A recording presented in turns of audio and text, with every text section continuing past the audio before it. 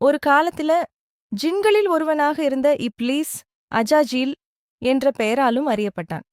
அவன் சாதாரண ஜின் அல்ல, இறை வணக்கத்தில் முழுமையாக மூழ்கியவன். வானவர்களுடன் உறவாடி அவர்களைப் போலவே நல்லொழுக்கத்திலும் இறை தியானத்திலும் உயர்ந்தான். அவனுடைய பக்தியும் நற்குணங்களும் காரணமாக அவன் அந்தஸ்து படிப்படியாக உயர்ந்து முதல் வானத்திலிருந்து 2ஆம், 3ஆம், இப்படியே 7ஆம் வானம் வரை உயர்த்தப்பட்டான். அவன் உயர்வைக் கண்டு வானவர்களே அல்லாஹ்விடம் பரிந்துரை செய்தனர். அதன் பலனாக அவன் சுவர்க்கத்தில் வாழும் பெரும் அந்தஸ்தைப் பெற்றான். அர்ஷின் கீழ் சிவப்பு மரகத ஆசனத்தில் அமர்ந்தவன் தலையில் ஒளி வீசும் கிரீடத்துடன் பிரகாசித்தான். மேலும் வானவர்களுக்கே பாடம் போதிக்கும் உயர்ந்த பதவியையும் அடைந்தான். ஆனால் பூமியில் ஜின்கள் மீண்டும் தவறான பாதையில் சென்று இறை வணக்கத்தை மறந்து நிராகரிப்பில் மூழ்கினர். இதைக் கண்டு அவர்களை திருத்தும் பொறுப்பை இப்லீஸ் தானாக முன்வந்து ஏற்றுக்கொண்டான். அல்லாஹ்விடம் உதவி கேட்டான்.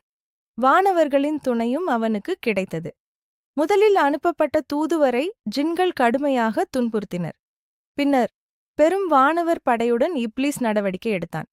அவர்கள் ஜின்களின் அநியாயங்களை அடக்கினர். சிலரே உயிர் தப்பினர். பூமி தீமையிலிருந்து சுத்தமடைந்தது.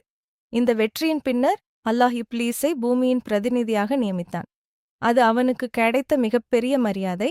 ஆனால் இந்த உயர்ந்த அந்தஸ்து அவனுடைய இதயத்தில் மெதுவாக ஒரு விஷத்தை விதைத்தது. அது ஆணவம். இந்த நிலைக்கு நான் தகுதியானவன், என்னைத் தவிர வேறு யாரும் இதைப் பெறக்கூடாது என்ற எண்ணம் அவன் உள்ளத்தில் உருவானது.